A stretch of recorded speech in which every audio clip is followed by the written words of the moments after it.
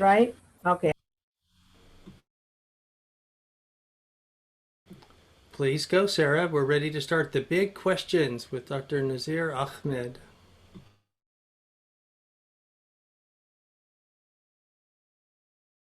Uh-oh, Sarah, we need you to unmute yourself and to start over since we can't hear you. Welcome. Welcome to all of you who have stepped aside from the flurry of the news, who desire to engage your intellect and spirit, and who are willing to enter the realms of exploring the big questions. It's good to see you. Good to know there are so many people that are interested in the big questions. We thank Susie Cole, president of the Rossmore Interfaith Council, Reverend Will McGarvey, who is the executive director of the Contra Costa County Interfaith Council, and like I said, the host of our Zoom. And Big Questions Committee, Ruth Ahern, Gloria Sunshine, and Channing Miller. And Channel 28. And of course, we extend our special thanks to our speaker today, Dr. Nazeer Ahmed. This year, we are sailing on rough waters. I've been sailing with my husband. And I'll tell you, if you're in rough waters, it's really, to me, it's scary. I guess sailors like rough waters, but I didn't like them. We need both science and religion to be our lighthouses. We do not want to get stuck in the shallows of just one or the other. We need science to tell us the facts, to do the continuous research into the problems and solutions of climate disintegration, COVID-19, the disorientation of our political process. We need religion to guide us through the tragic events we are witnessing and perhaps personally experiencing. The connection between science and religion becomes evident when we look at the mind-brain system. A group of scientists 2 decades ago did just this. 40 scientists, neuroscientists, physicists, sociologists, anthropologists met to come up with a definition of mind. The brain is easier to define because it can be seen and examined. You can actually take it out and look at it. Mind, where is it? It is hard to define what mind is. But growing evidence shows that mind goes far beyond the physical workings of the brain. Our mind extends beyond our physical selves. These two crucial aspects of the human, the physical and the mindal, must work together. They must be integrated. The definition of mind that these scientists agree upon was, I think it's a little complex, so I'll say what their definition was, the emergent self-organizing process, both embodied and relational, that regulates energy and information flow within and among us. If I was on that panel, I think I would have given mind a little broader definition, but that's okay, that's what we've got. If we can define religion as an inner process of the self, as our connection with the universe, as the way we perceive others, which will determine how we treat them and how we love them, then it would seem that mind would have to be involved. Dan Siegel, a professor of psychiatry at UCLA School of Medicine, says, the healthy mind-brain system is integrated. So today we're going to use our minds and I believe our spirits, which are part of the whole system, to hear what Dr. Nazeer Ahmed has to say about our big question this whole year. What is the relationship between science and religion? Dr. Ahmed holds a PhD from Cornell University and an MS and an AEE degree from Space Scientist Caltech. He's a former NASA scientist and was a chief scientist on the NASA Hubble telescope and a team leader on the Apollo moon landing project. Wow. He is an inventor, a historian, and a former legislator. He is an ardent Sufi, a devout Muslim, and has translated the Quran into easy-to-read American English. Currently, he's the director of the World Organization for Resource Development and Education in Washington, D.C. He is our neighbor, a grandfather of 3, and he lives in Concord. Welcome, Dr. Ahmed.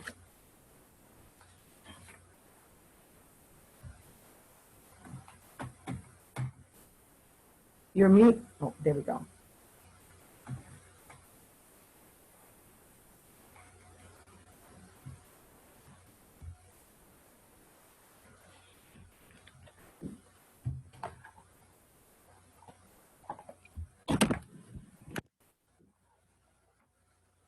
Please go.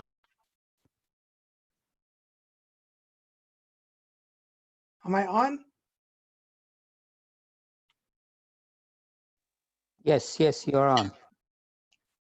Thank you, Sarah, for this privilege to speak once again at Rossmore.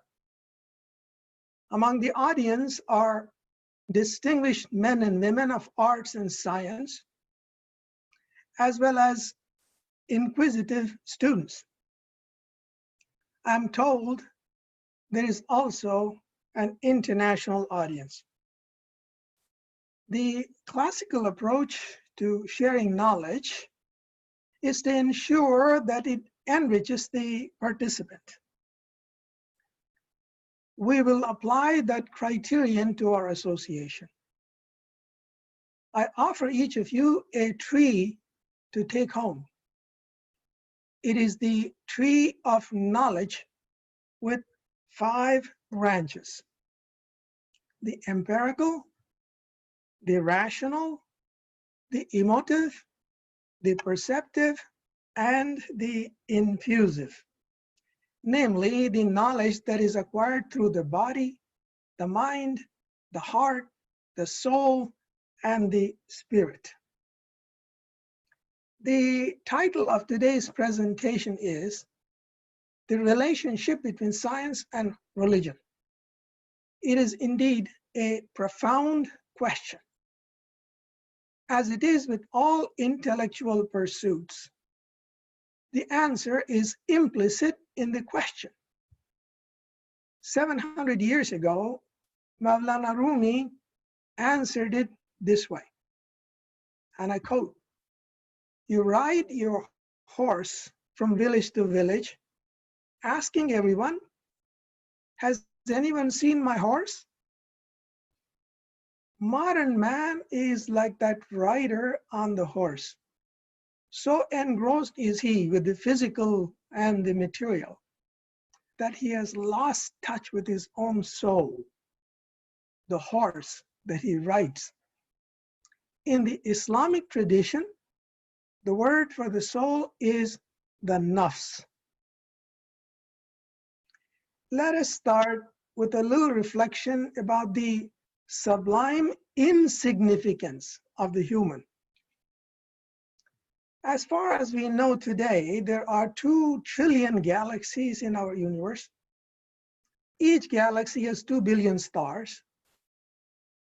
And there may be other universes that we do not know about.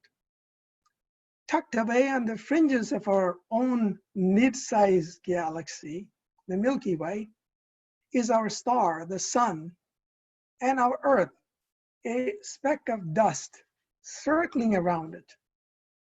And on this speck of dust, there are 7 billion of us, each one with an ego stretching from San Francisco to New York. Insignificant as we are in the grand schema of physical universe, we dare to ask, who am I? Why am I here? We rose from stardust. We're lit up with the light of consciousness and dare to ask, where did I come from? The summary of my presentation today is this: science and faith are 2 mighty oceans. Whereas science is based on observation, measurement, and reason, faith is based on awareness and conviction.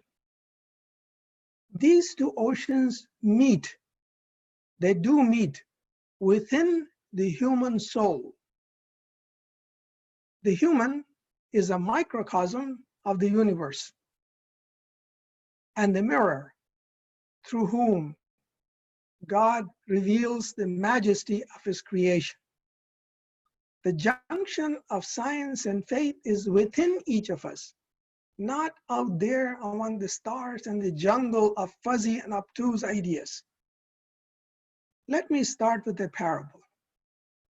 It is called the parable of the candle and the sheikh.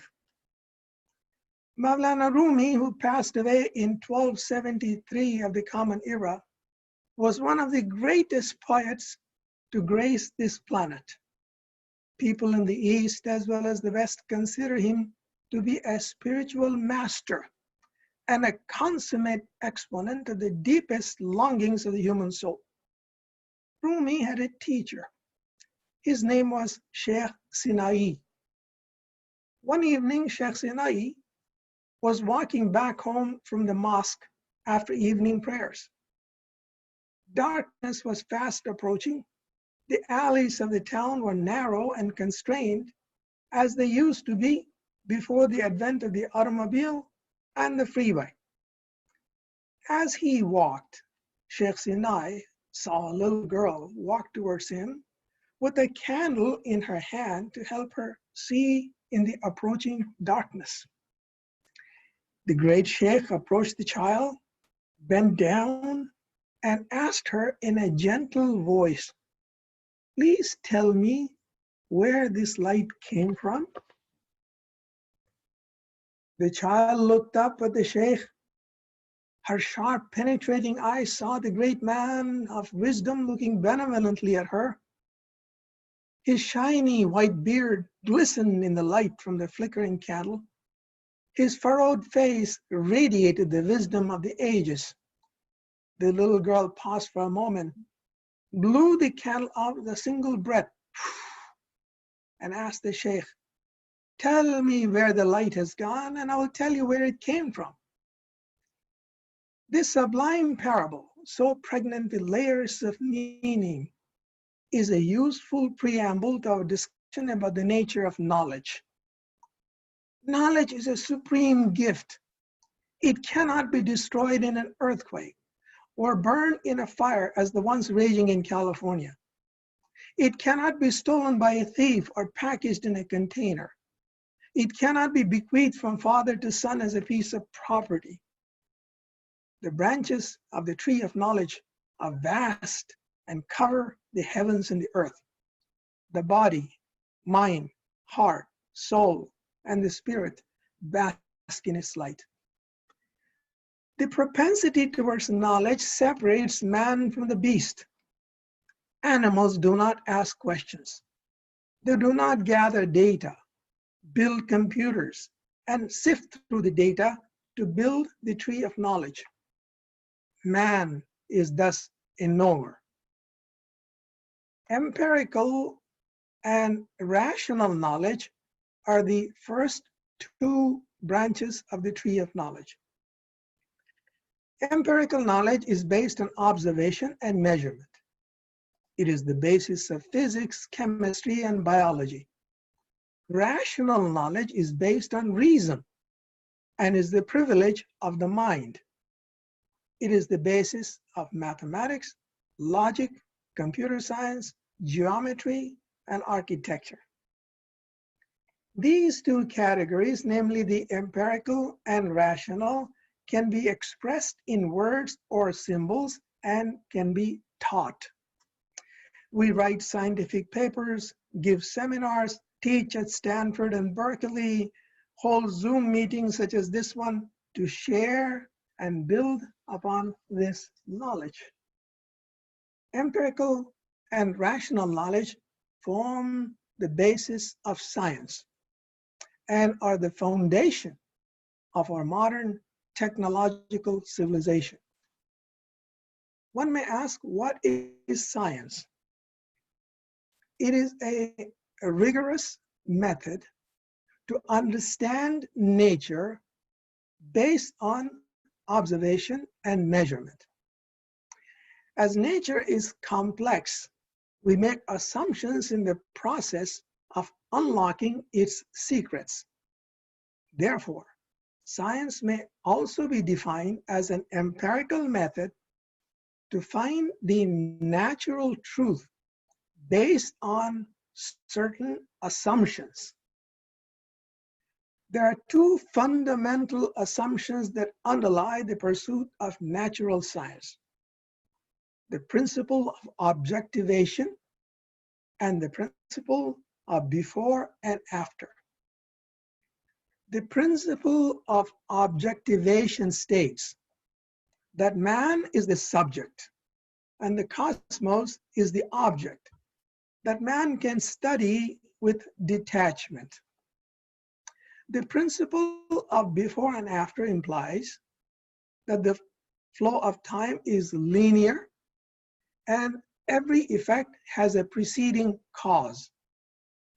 A lack of time prevents me from going deep into the philosophical implications of these assumptions. Suffices it to state here that you and I are not separate from nature. We are a part of it. We are at once the subject and the object, the witness as well as the witnessed. As Maulana Rumi said, you are not just a drop in the ocean. You are the ocean in the drop. The idea before and after may be valid in everyday lives when short spans of time are involved, but they break down for cosmic events.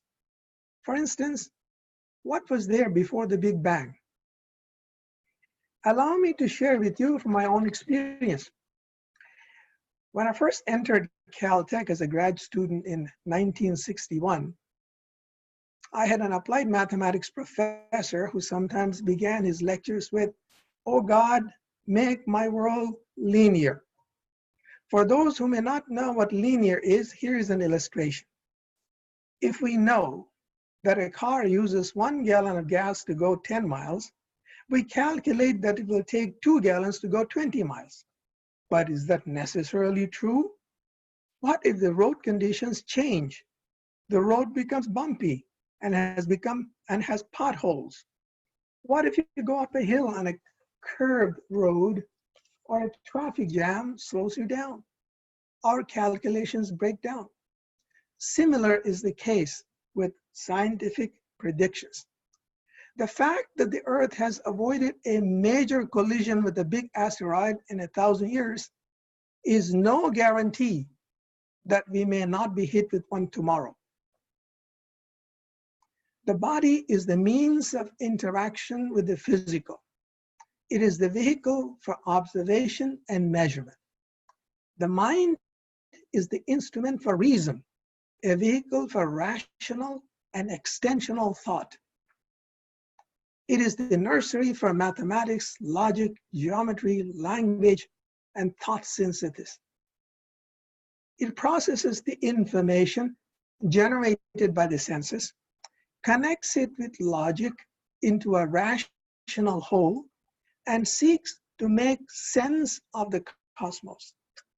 Indeed, it even ponders the possibility of heaven. It may come as a surprise to many that there is a mystery to the senses. The speech is not in the tongue. The sight is not in the eye. The hearing is not in the ear, and the touch is not in the skin. They're all attributes of the soul, the self, the nafs, the I as in I am. In Arabic, we call it anaya. Let me explain. Consider the sensation of color. Where is the sensation of color? We offer the following example, first advanced by Nobel laureate Sherrington. Consider a beautiful yellow rose. If you ask a physicist, he may state that electromagnetic waves from the sun hit the rose. The petals of the rose absorb all wavelengths except a wavelength of about 0.6 micrometers. Wavelengths around 0.6 micrometers are reflected by the rose, travel through the air, and enter the eye where they register on the optic nerve. The optic nerve sends an electric signal to the brain where it registers as color. In this so-called scientific description, the sun is there, wavelengths are there, absorption and reflection are there, the optic nerve and brain cells are there, but where is the color yellow? Is it in the sun or in the eye? We will immediately recognize that it's neither in the sun, nor in the eye, nor even in the rose. The sun merely radiates the light. The rose merely reflects waves of light. The eye merely receives and registers the light waves. Each of them participates in the process of recognition, but none of them determines the color yellow. The answer, quite simply, is that the sensation of color is an attribute of the soul. We cannot find the yellow color out there in the physical world because the soul is not out there, it is with us. The senses are like windows to the soul so that the soul can witness a moment of light. It is a moment of God's grace. Natural science does not answer questions of color and feelings. In the world of natural science, there is no color, no pain, no happiness, no joy, no suffering. It is a cold, empty world, totally devoid of human qualities. In it, the rainbow does not exist, only the dispersion of light. In it, love does not exist, only changes in body chemistry. In it, tears do not exist, only droplets falling from the eye. This is so because the seed of love and hate, of color and feeling, namely the soul, was taken out in the very beginning through the principle of objectivation. The fact that sensual qualities, love, compassion, joy, sorrow, beauty, enchantment, music, and melody are absent from the complex picture built up by science does not convince us one bit that they're not there. The rainbow does exist because we see it. Men and women do love because they feel, and they cry because they suffer. There is a deep mystical quality to our sense of sight, touch, sound, and taste, a quality that cannot be described using the methods of empirical science. In summary, the senses do not belong to the material world. There is a deep mystery to them. Eminent scientists have grappled with the question of how the mind interacts with the physical, but they arrived at an impasse. Here is what Sherrington had to say in his book, Mind and Matter, and I quote, "Mind, for anything perception can compass, goes therefore in our spatial world more ghostly than a ghost, invisible, intangible. It is a thing not even of outline. It is not a thing. It remains without sensual confirmation and remains without it forever. The helplessness of secular thought springs from the very assumptions that are made in building the edifice of science.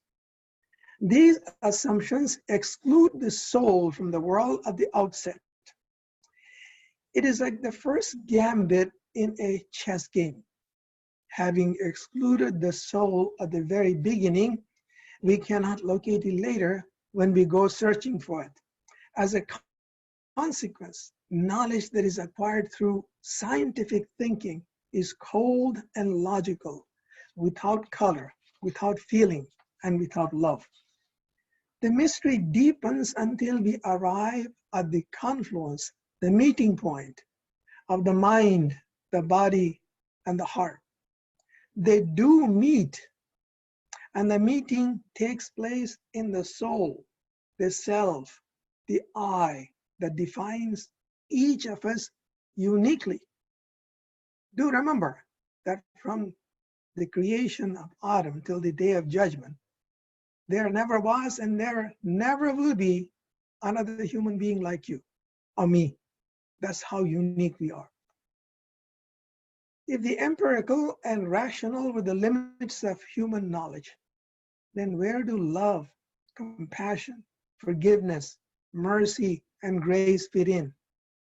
Love cannot be measured with a ruler, weighed on a scale, or calibrated on a thermometer. Yet the vista of love is vast. It embraces the entire universe. It has the power to make the oceans boil, icebergs melt, the sky and the earth to kiss each other.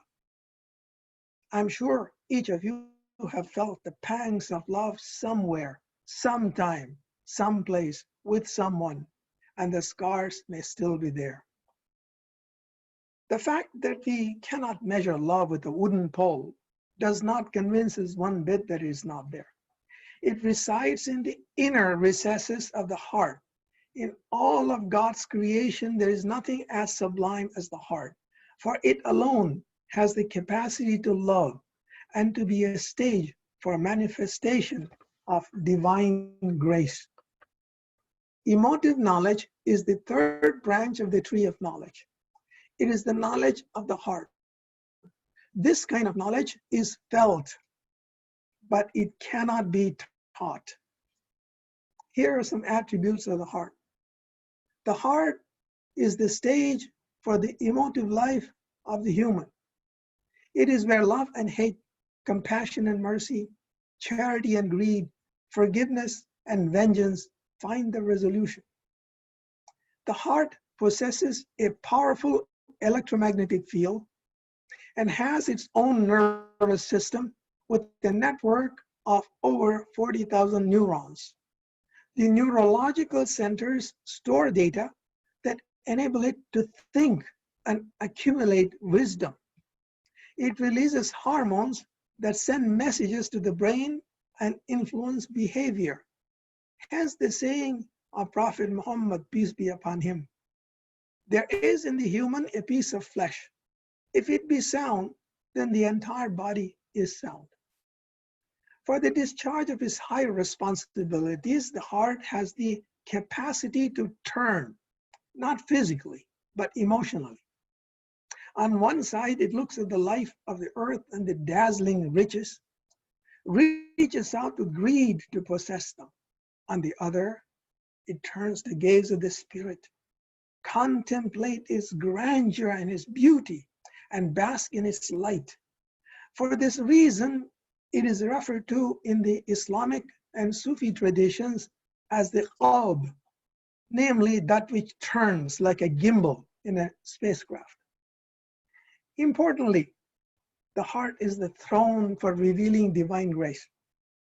It alone has the capacity to ponder the majesty of divine love, to contain it, and to exude it to the body and the mind. For this reason, is compared to the throne of God. Indeed, it is the fortress of faith. Let us now turn our attention to the soul, wherein lies the junction of the two seas. What is the soul? In Eranos Yarbuch, Carl Jung wrote, and I quote, "All science is a function of the soul, in which all knowledge is rooted. The soul is the greatest of all miracles. It is the conditia sine qua non of the world as an object. It is extremely astonishing that the Western world, apart from very rare exceptions, seems to have so little appreciation of this being so. The flood of external objects of cognizance has made the subject of all cognizance withdraw to the background, often to apparent non-existence. The soul is the horse that we ride, going from place to place, asking anyone we meet, have you seen my horse? Never mind that sometimes this horse behaves like a mule or a donkey. At other times, it stings like a skunk. Occasionally, it is a winged angel that lifts us up to the very throes of the heavens. The term soul is a composite term. It may be compared to a large house which has a living room, a family room, a kitchen, and bedrooms. In a similar sense, the senses, the mind, and the heart are parts of the soul, the nafs. The knowledge possessed by the soul is the fourth branch of knowledge, the perceptive branch. I'll merely enumerate some attributes of the soul. First, the soul is universal. All men and women, irrespective of their race, color, nationality, who they are, when they live, are endowed with it. Second, the source is endowed with a free will, and it is born free. Third, the soul is the cognitive element for all impulses of the body and the mind and the heart. Fourth, it perceives beauty, order, and proportion. It is a sense of symmetry and asymmetry. Fifth, the soul has a sense of justice and right and wrong. The will of God is realized in nature by necessity. It is realized in humankind by choice. The sense of justice is a uniquely human attribute. It is not an attribute that is found among the animals. Summarily, the excellence of humankind lies in the attributes of the soul. The soul is the mirror of the invisible world. In it, all of God's creation is reflected. It is endowed with the capacity to know what it sees and to act upon it as the anointed regent of divine will. Lastly, let's ponder over the spirit that animates life. In the Islamic tradition, the word for the spirit is the ruh. We do not know much about it. We know only a little bit about it. The spirit is the life-giving source of the universe. It animates all creation.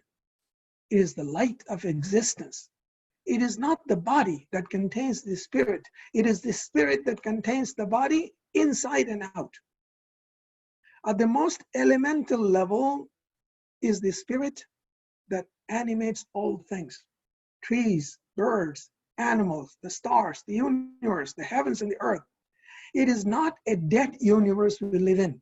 It is alive. It reflects the light of God, although it perceives it not. In the Sufi tradition, it is called Ruh Haywani.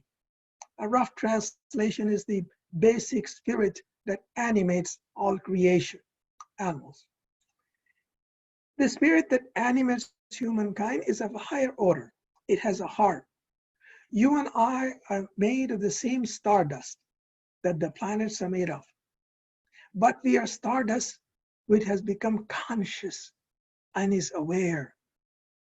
We as human beings see, hear, touch, speak, reason, ask and act, and we are responsible for our actions. This is called Ruh Insani, the spirit that animates humans. There is yet a higher spirit, which in its sacredness animates the souls of the prophets, elevates and ennobles them to listen to the voice of the heavens and transmit the eternal truths to humankind. Moses spoke to God. Not everyone has that privilege. This spirit is called Ruhul Quds, the Holy Spirit. The knowledge of the Spirit is the first branch of knowledge, the infusive.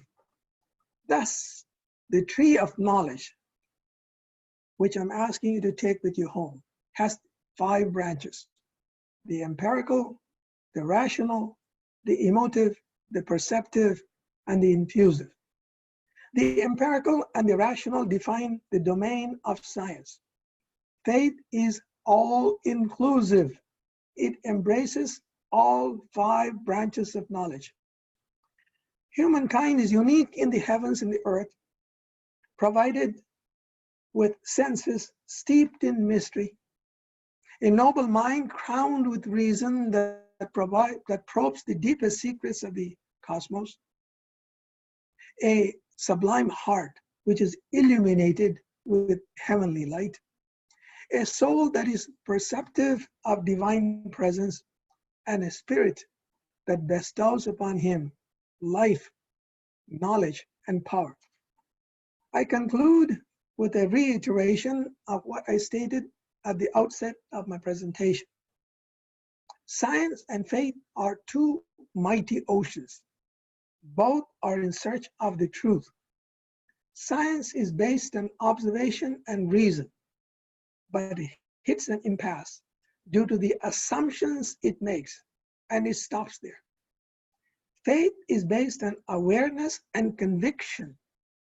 It attaches no preconditions to its position and embraces the empirical, the rational, the emotive, the perceptive, and the infusive. These two oceans do meet.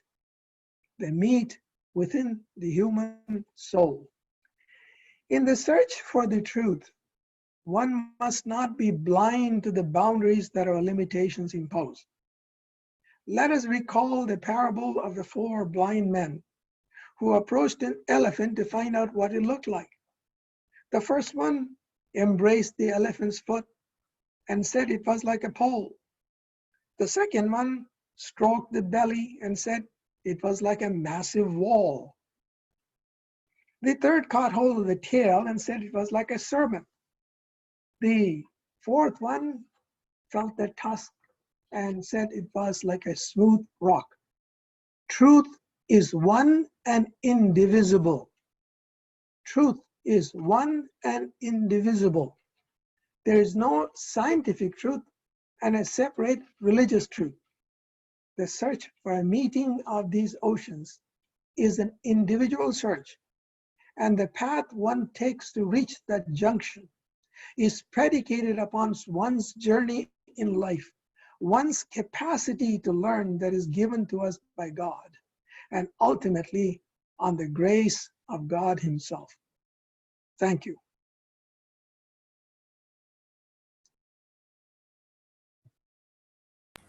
Thank you, Nazeer. Now, I think we should have you say that one more time so that we can really, there's so much, so much there. I was so busy writing my notes, and it's like, oh my goodness.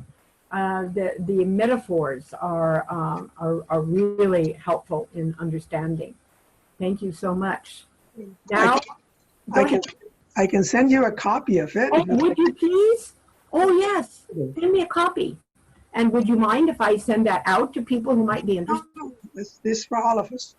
Oh, so how many of you might be interested? Just hold up your hands if you're interested. Okay. So maybe that's enough that I'll send it out to the whole list. Thank you. That's wonderful. Oh, I would love to be able to spend some time really slowing down and going over each one of the sayings. And also I will be able to see how you pronounce, some of the words that I couldn't quite understand. I'll be able to see them written.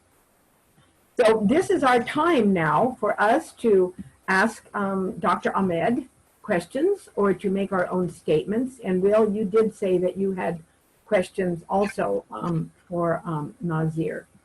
So Nazeer, please go ahead. My opinion is best if everyone makes an observation, because this is a subject in which all of us have to learn. Certainly me. I would love to listen to you and hear your perspectives and go back home. I'm home myself, but anyway, I stay home richer than I came in to this meeting. Very good. You're a listener. Yes, I agree. So please, whoever has a comment or state your own personal way of looking at science and religion. Sandra, did I see your hand go up? No? Okay. Oh, Leila, unmute yourself, Leila. So Dr. Ahmed, thank you so much for that very enlightening presentation. My question is this: would you say that science and religion are two sides of the same coin? in the sense that both approach the understanding of truth, but just from different perspectives, but we're all going to the same place. They are certainly going to the same place because the objective of any human endeavor is to find the truth. Science approaches it with certain assumptions using the mind and the body.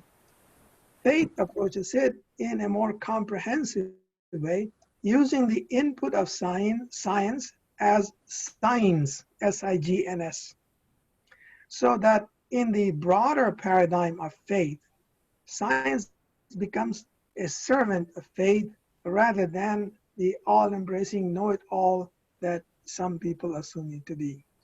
Your statement that there are two sides of the same coin is a statement. I would modify it slightly with your permission to say that science is included in faith. Science. Okay, thank you, thank you. So do we have, Channing, go ahead. Yes, hello, Dr. Ahmed.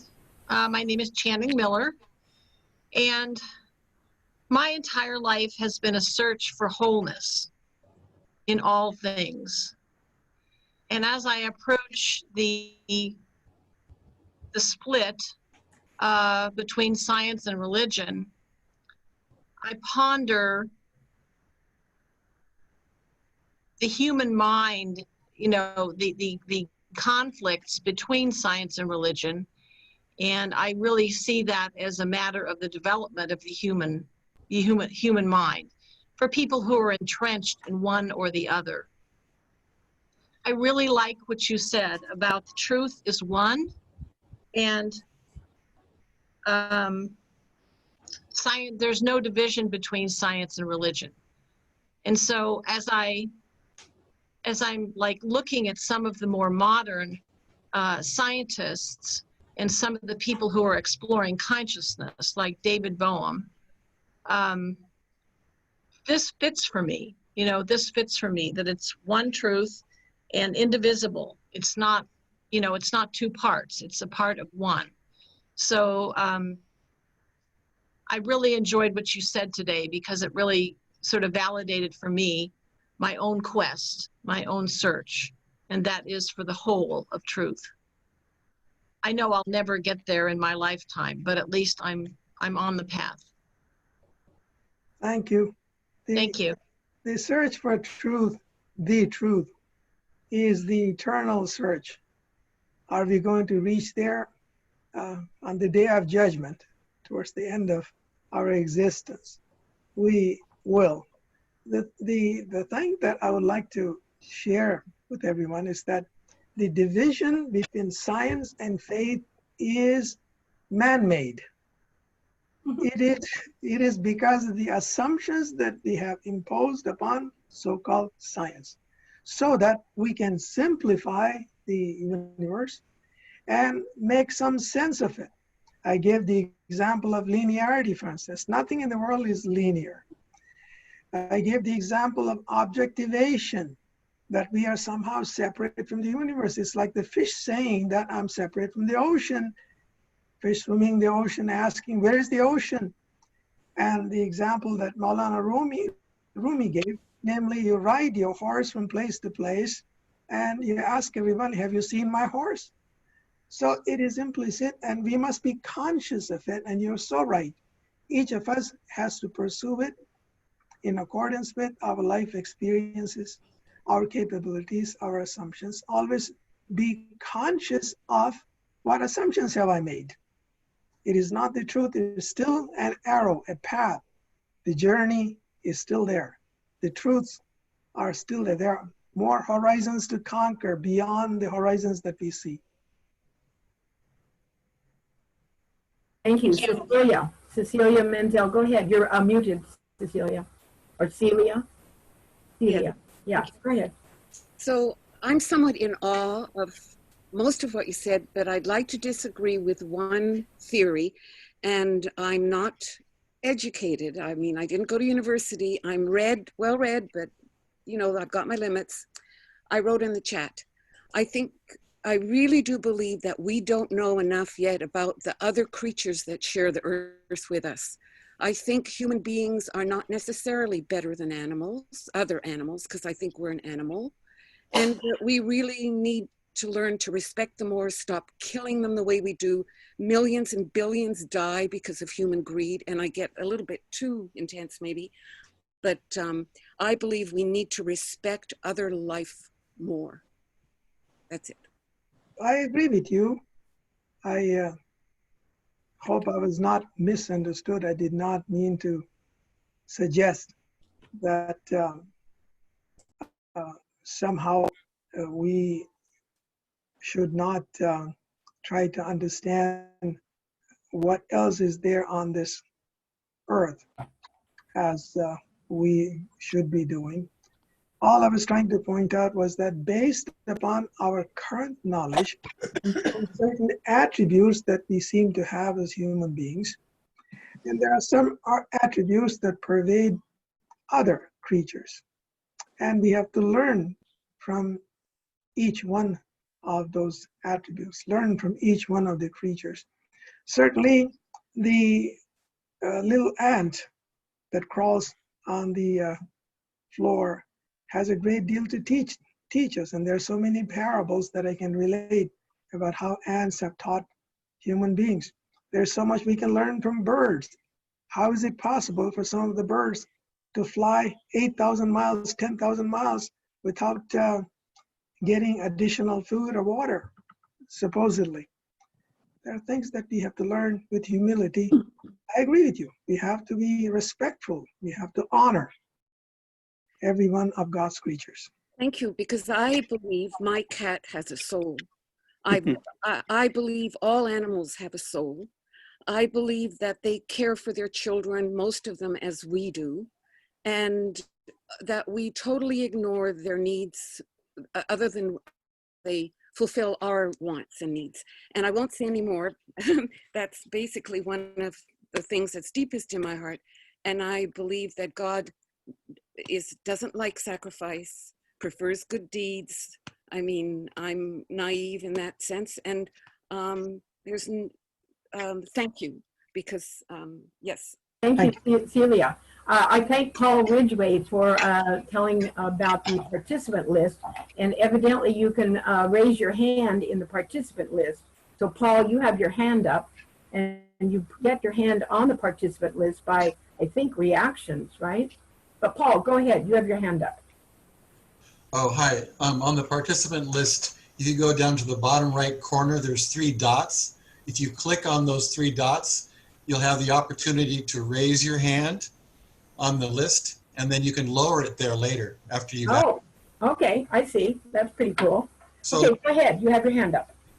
Dr. Ahmed, thank you for that whole talk. Incredibly inspiring. Just blew my mind, they say. I love that talk. Thank you. Sure.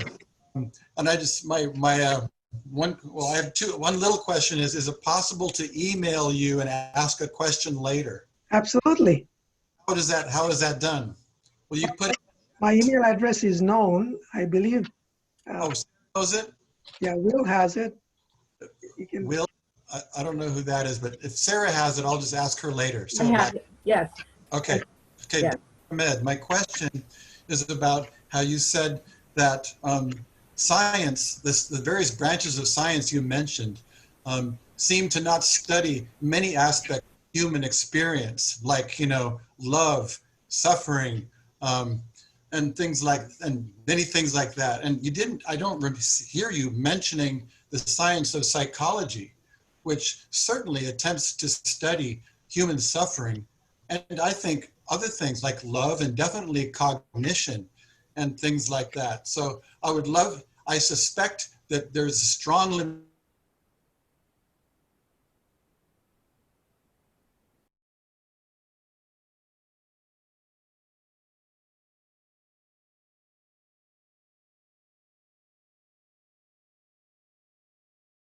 psychology in studying human experience. That's a very good observation and excellent observation. As we make more progress in neuroscience, as we understand more about ourselves, the gap between what we consider spiritual and what we consider physical will narrow, as it is happening at the present time.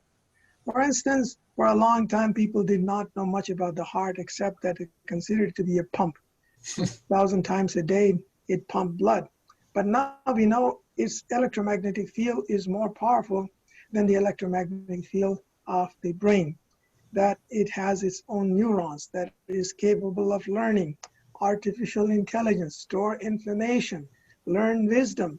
And not only does it pump blood, it pumps grace to the brain and enables the brain to come on the rest of the body. So you're absolutely right. As we make more progress, the DNA, the field of DNA was unknown 50 years ago when I was in grad school. Absolutely right. We need to move from both sides, from the domain of faith to include and embrace the physical, from the domain of the physical to move away from the assumptions that we have made and to achieve that certainty of faith.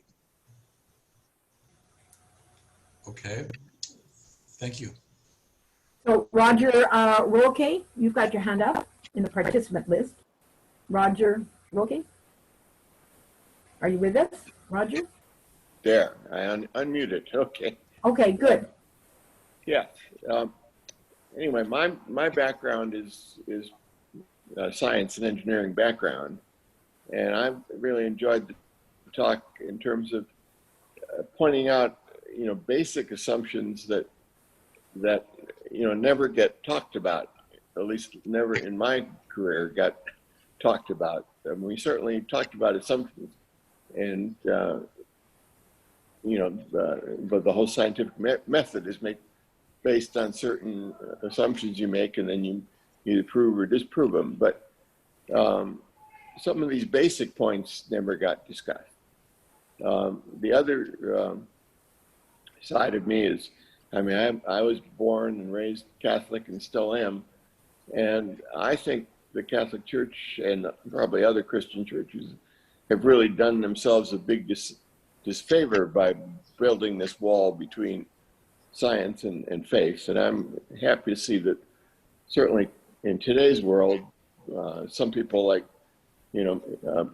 Bishop Barron and Richard Rohr and other people that I'm familiar with and read on a regular basis, I think are really working to try to break down that barrier. So I really liked your presentation, and I'm really looking forward to being able to look at the written version so I can also have a better chance of putting all this back together, because it presents a framework that I have not had before.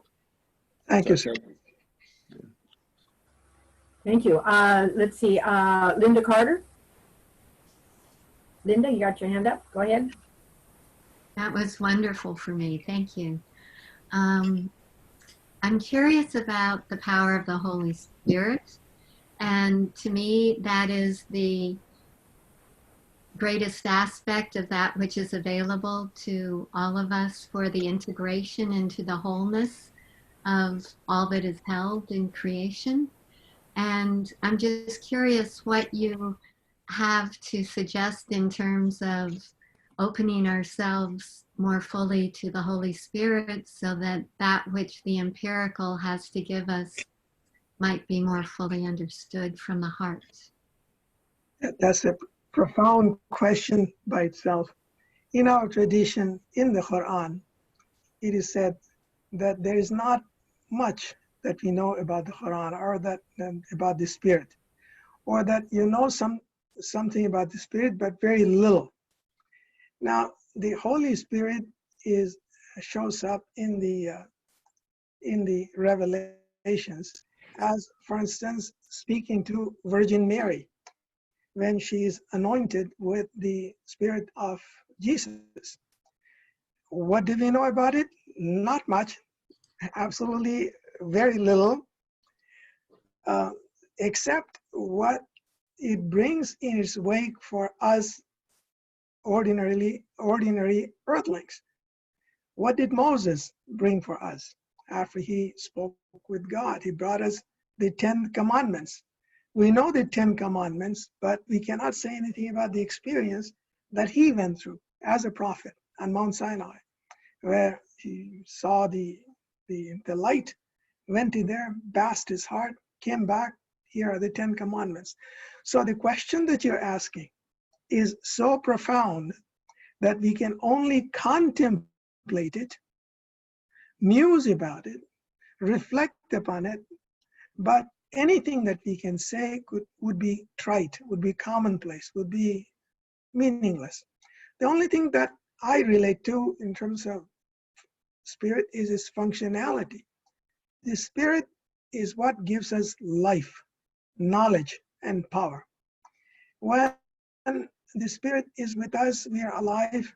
When it goes back to the maker, when it goes back to he who gave us the spirit, we are not alive, we don't know anything, and we certainly have no power. That's the reason in our tradition, when someone passes away, we say, indeed, we come from God, and to him is our return. So I didn't answer your question because I don't know. Thank you, though. Thank you. Sandra, you have your hand up.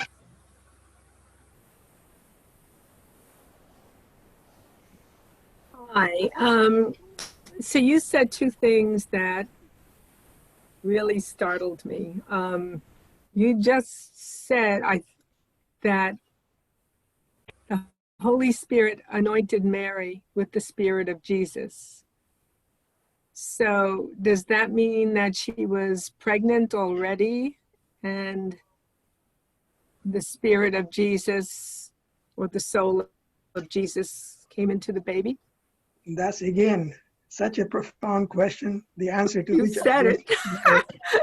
I said it because that's in our scriptures. That's my understanding of it. The anointment of Virgin Mary with the Spirit of Jesus is mentioned in the Quran. And all I did was to relate to you what I have read. Now, those questions about the Spirit, the nature of Jesus, the nature of Virgin Mary, these are such profound questions. They can be, one can engage in a conversation, but those conversations have to be at a very high level and very private with people who have had the basic training and understanding. If we say anything in public, it can be as wrong as right. So with that, again, I will say I don't know for this meeting, but if we wish to engage in a deeper conversation in it, hopefully maybe after COVID, I would be most happy to sit down and listen and learn. Thank you. And so much. And my second was, I don't know if I misheard you. Did you say that the heart pumps grace to the brain? Obviously it does, because what is the blood? We ask us, what is just the blood? Plasma? Is it just fluid? Is it not the life-giving source? And in as much as it is the life-giving source, what does blood bring to the brain as it does to the rest of the body? The brain is the largest consumer of blood. When I say consumer, more blood flows through the brain than it does through any other part of the body. By grace, I mean what we call rahmah, the mercy, the compassion, love of the Creator, in as much as through the brain we witness the creation of God. That's the light that we witness. And the heart enables the brain to function in as much as the blood that comes out of the heart enables the blood to live, the brain to live. Thank you. Sandra, did you have something else to add? Well, yes, what I wanted to say was I was having recently an absolutely terrible allergic reaction to something. And so my heart rate was all over the place. And every time it would go back to normal, I would get very, very dizzy to the point of being fearful of collapsing. And I began praying to my heart to stabilize my heart. And without getting dizzy like that, because I thought if I passed out, I was at a home where nobody even knew how to reach me. I was alone. And I really felt for the first time something tangible, like I could feel grace. That's why I perked up when you mentioned the heart pumping grace to the brain, because I was just startled by that.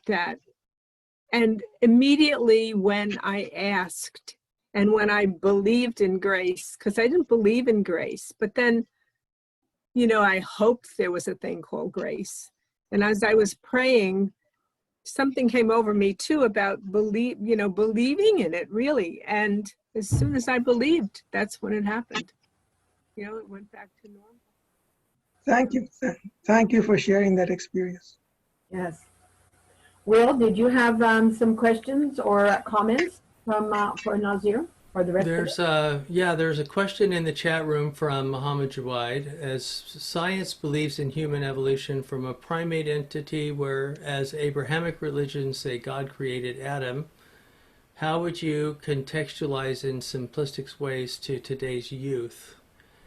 And how can you explain the signs of God that are in all faith scriptures in a scientific context or mannerisms? As far as the first question is concerned, it always shows up. Whenever we discuss science and faith, usually it's the first question.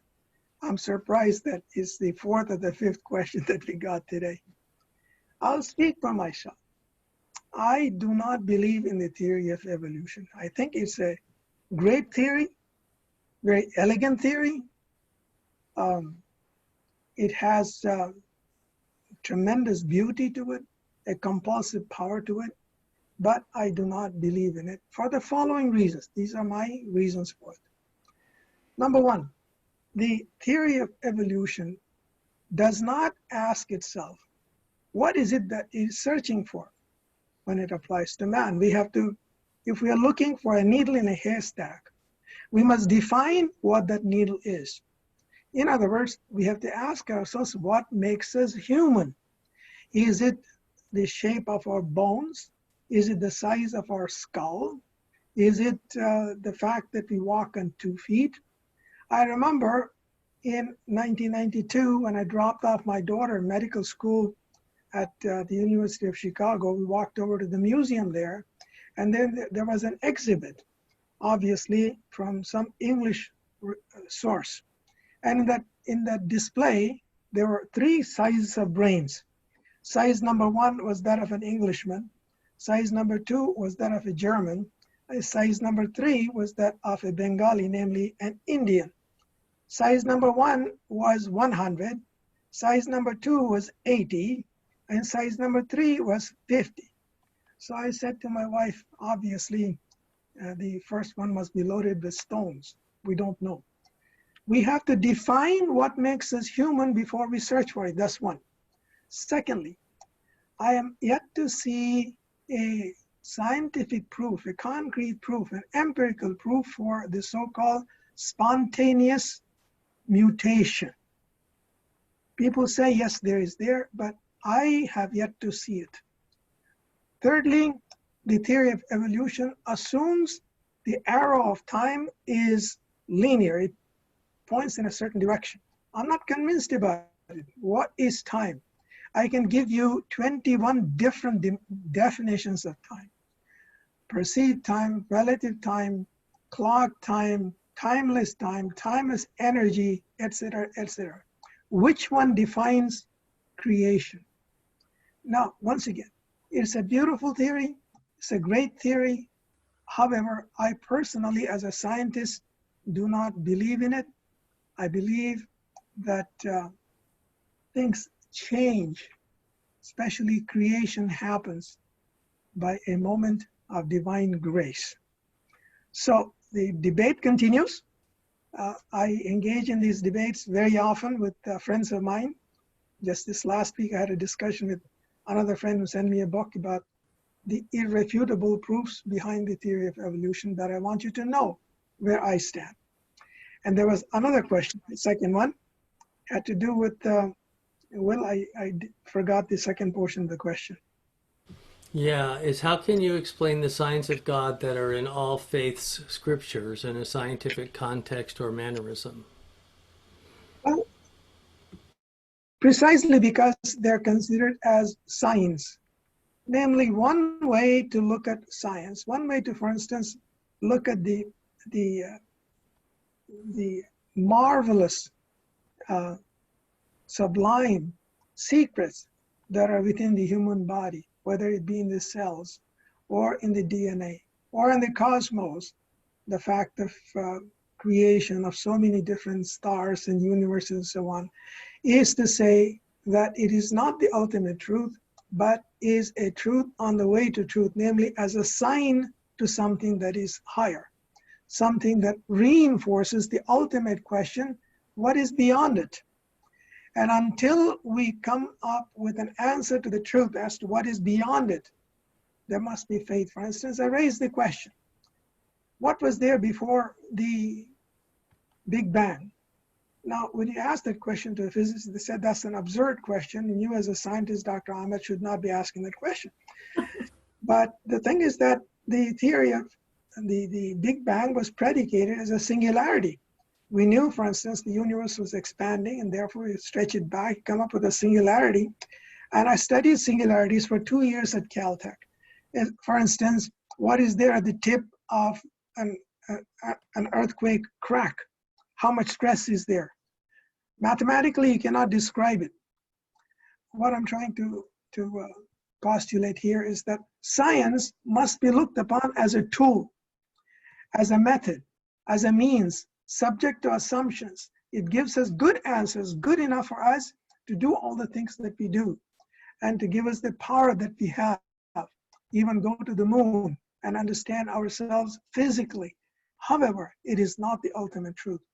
So when we look at science from that perspective, put it in its cage, or use it as an arrow, or use it as a means, as a ladder, then it makes sense. Then it becomes a ladder with its feet firmly anchored on the earth and the other end reaching up to the heavens. Otherwise, it's like a ladder that dangles in the air. Nancy Conrad says, can you please elaborate on the infusive branch? Infusive is something over which we have no control. When Moses went up onto Mount Sinai, was he reading something? Was it something that came out of himself? Or was it something that was dictated to him? It was dictated to him, thou shalt. The language is not, you read, you do something, but thou shalt not kill. Infusive is knowledge that is infused into the consciousness of the human, in this case, Moses, wherein the human has no control over it. The Torah was not evolved, it was infused into the consciousness of a human being. So infusive knowledge is knowledge that is not evolved. It is not something that comes out from the bottoms up. Science cannot come up with the 10 commandments. It may allude to it, it may reach similar conclusions, but the 10 commandments, the language, the tenor, the meaning, the power of it, and the pervasive effect of it on all humankind, that is infusive knowledge. It's knowledge that is accessible only to the prophets. And Valerie Boyar asks, can you give us a metaphor for the spiritual experience? What does it do to the mind or the physical aspect of the body? It transforms them all. The spirit embraces the soul, the body, the mind. It transforms the human being. It brings out water from hard rock. Haven't we seen people who they were steeped in all kinds of things? All of a sudden they change and they become so, shall I use the word holy? Meaning so good, complete transformation. That is what is called a spiritual transformation. The spirit transforms the human being. It makes him like an angel. Robert S., you had your hand up. I did. Thank you. And thank you, Dr. Ahmed, for this great time. The idea of science and religion being two oceans in search of truth, I think that is just so beautiful. It kind of reminded me of a duet. And for a duet to work, each person has to listen to the other's voice. Otherwise, it's not a duet at all. And I recall that you said science is included in faith. And when I heard that, I'm thinking, well, maybe science is explaining the grandeur of the universe to religion. But I'm wondering if religion is included in science. And I would ask what you think about that. And I would think if it is, or if it would be included, it would give meaning to science. It would.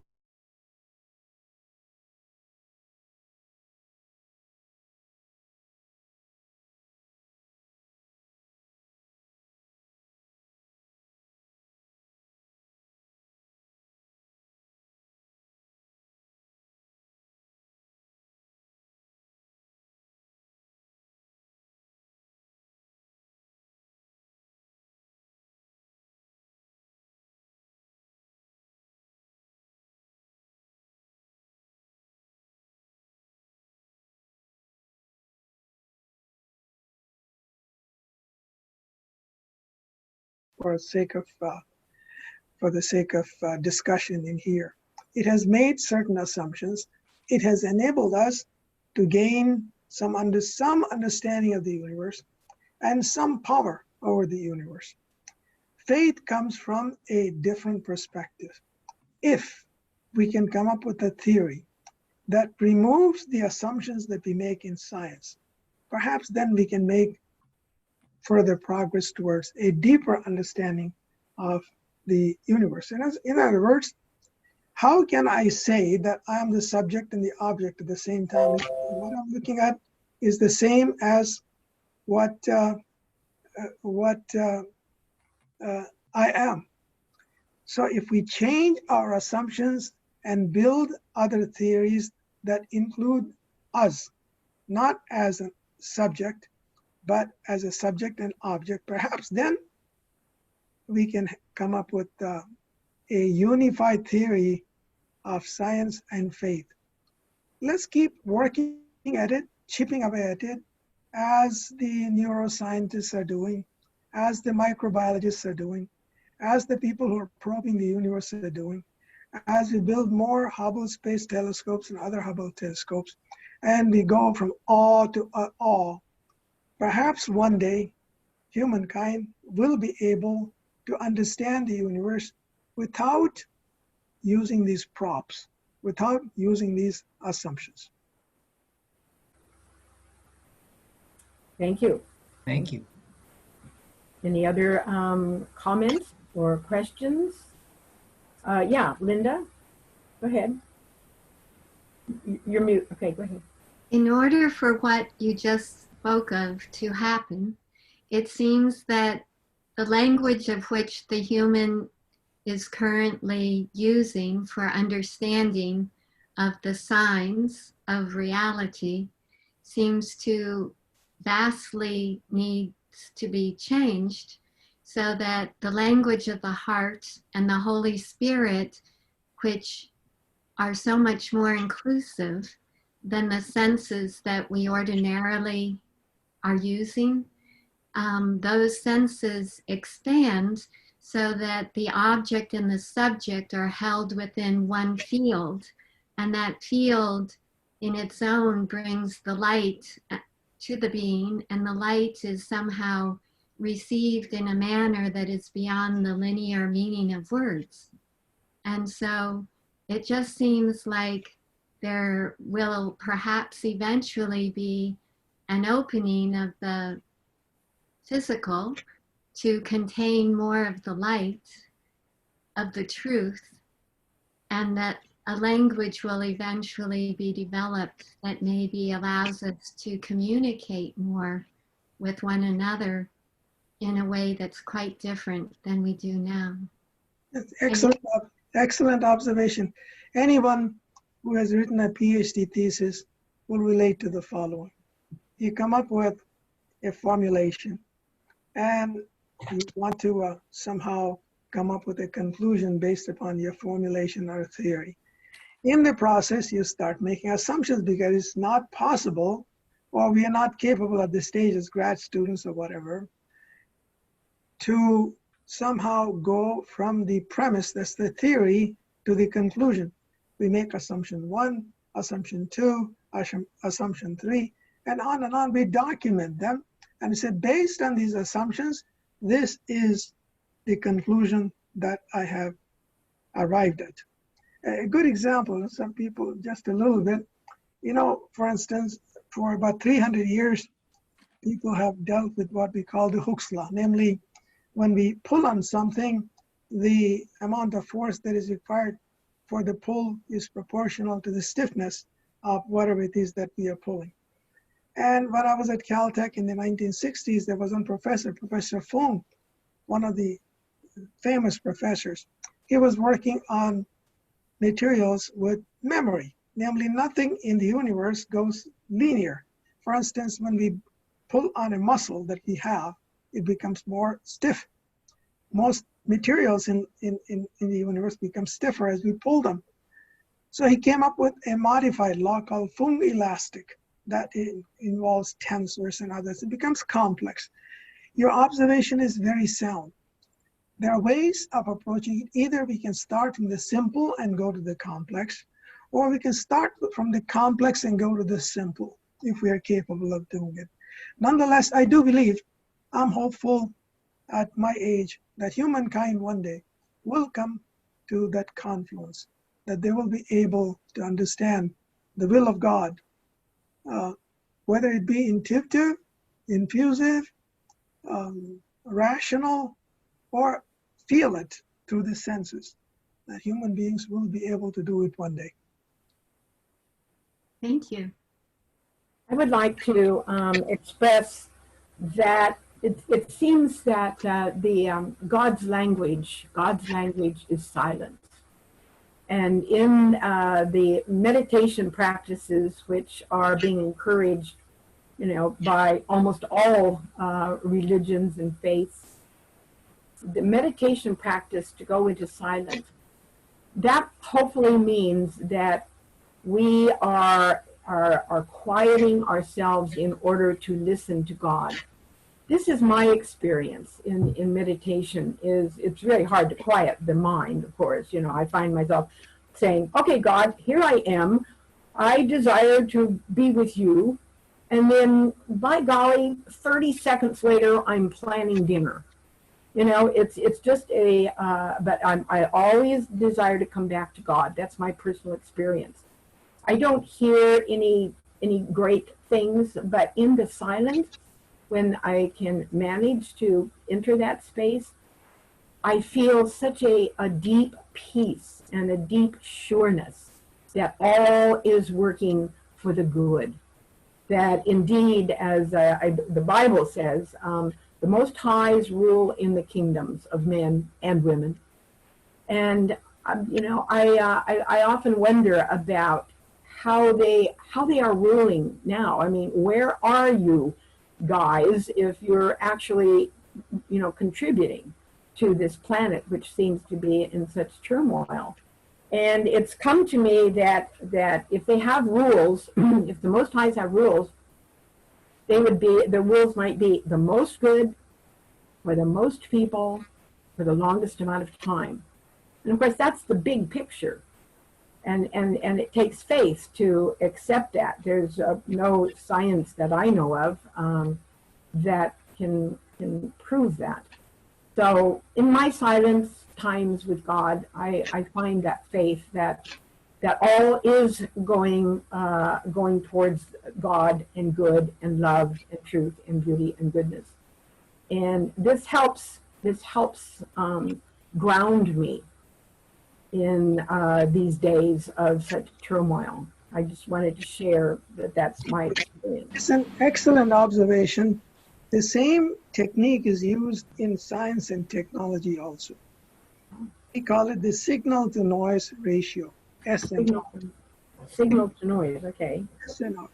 For instance, when we built the Hubble Space Telescope, now you have a mirror that's 2.4 meters in diameter, and you collect the light from the heavens. But if you wish to focus on a certain star, what you have to do is to make sure that there's no stray light. You have to get rid of all the stray light. So you have to focus. And hence, the design of the telescope ensures that very little stray light comes in from objects other than the one that you want to focus on. Basically, you're collecting such small amounts of light like photons. Similar to a person focusing on, for instance, the grace of God. The Hubble Space Telescope, a scientific instrument, focuses on the object of interest and gets rid of all of the stray light, increasing the signal to noise ratio. So that the human, whether same thing in studies also, one has to get rid of all the other distractions we have so that we can get the maximum input from whatever it is that we are focusing on. In science, the idea of, especially in astronomy and in physics, signal to noise ratio is very important. The higher the signal to noise ratio, the greater the resolution that we have. Why do we build telescopes on top of mountains? Because the stray light that we see in the valley is not up there. When you go up on space, there is less stray light. But even then, all the other stars give us information. And look at me too. So you say blinders. This is my shield, and you can, for instance, look at the design of the telescope. It's not easy. One of the most difficult things we had was to keep the stray lights out. And not just the tube that we build, but even the edges that are built in there that take years and years to develop. So excellent observation. That is so true. We must all learn to focus. Thank you. And the Institute of Noetic Science is doing some good work on comparing prayer and meditation, and even the brains of nuns and Buddhist monks and others. And we have Muhammad Chaudhry with our last question.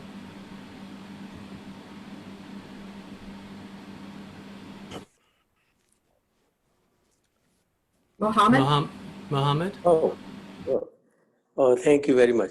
Dr. Saab, it's a great presentation, very insightful, very beneficial, and very enlightening. But my question is a little bit different in this sense that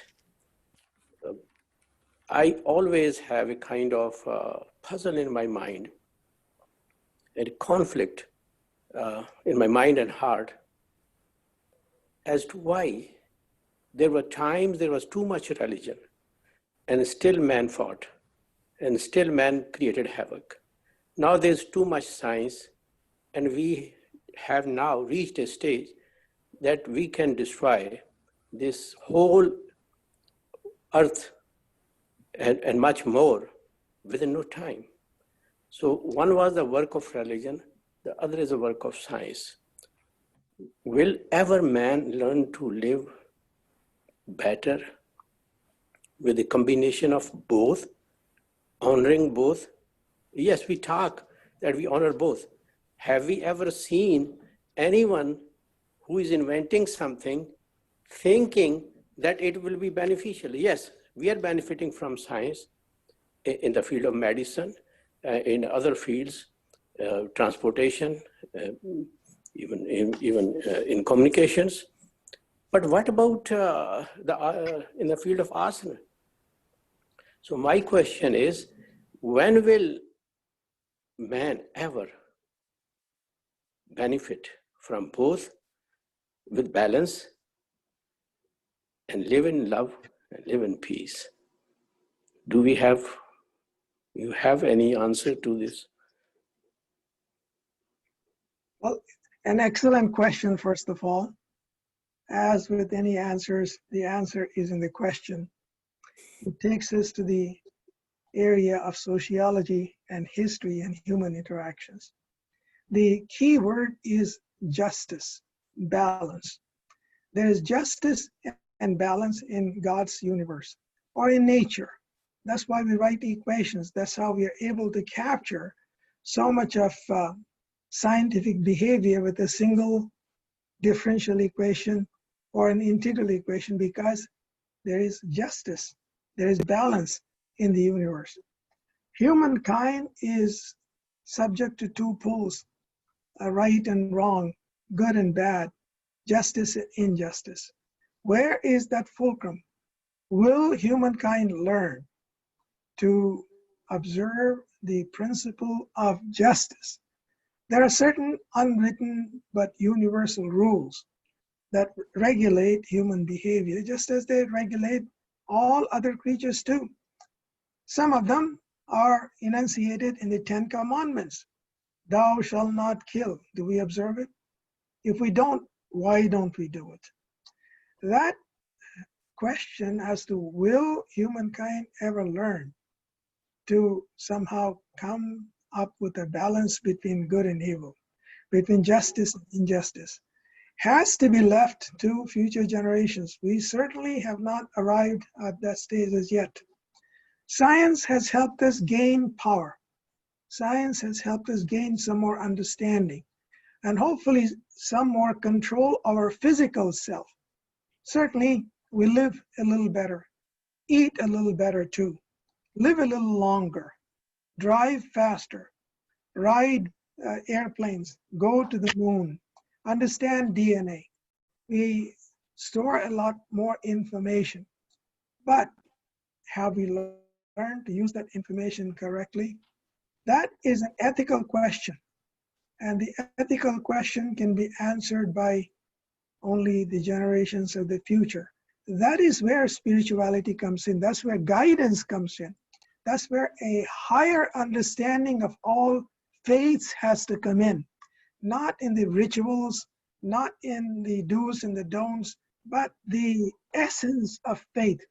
The essence of faith is love. The essence of faith is forgiveness. The essence of faith is compassion and mercy and giving. The essence of faith is to serve. If I serve you, you serve your neighbor, and the neighbor serves the third one, etc., all the way back to us, how beautiful will the world be? I conclude by quoting from the Quran, wherein it says, I created not beings of fire and beings of clay, except to serve. Except to serve. And this is what is lacking in human beings. We don't serve. We want what the other person has. It's a way of looking at it. I'm sure each of you has an insight into what it takes for humankind to get back to that fulcrum of justice. And that is just some insight from what little I know.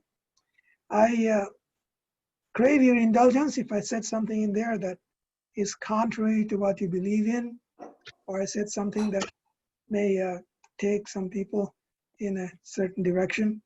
That's what little I know, and all I've tried to do is to share it with you. Thank you. And an excellent job you have done. I leave looking forward to reading. You're going to send your talk to me, and then I will send it out to just a whole big questions list. I thank you so much, Dr. Ahmad Nazir, for your well thought out, inspiring pictures. I love the metaphors you use. I'm going to go away with this metaphor of a person riding the horse from village to village, wondering if anybody has seen their horse. I think, you know, people are dying, searching for the God that lives within them. They're searching all over, and the light of God lives within each of us. And you brought that out beautifully. So I thank you so much once again for your time and energy and insights. And thank you all for coming. I'm sure that we could continue this. I feel like we're going away hot, and that's a good way to leave it. We want more, and we will go in our own lives and seek for more. Thank you. Thank you. Thank you, Will. And, you know, I believe that this will end our big questions. Thank you. Thank you, everybody. Thank you, everybody. Thank you. Thanks, Dr. Thank you so much. Thank you so much. It was really wonderful. Thank you. Have a great International Day of Peace. The Interfaith Council's program is tonight at 7 o'clock, and you can find the information on our website, interfaithccc.org. Have a great day. Thank you, Will. Thank you. Thank you again. Thank you again. Bye-bye. Bye.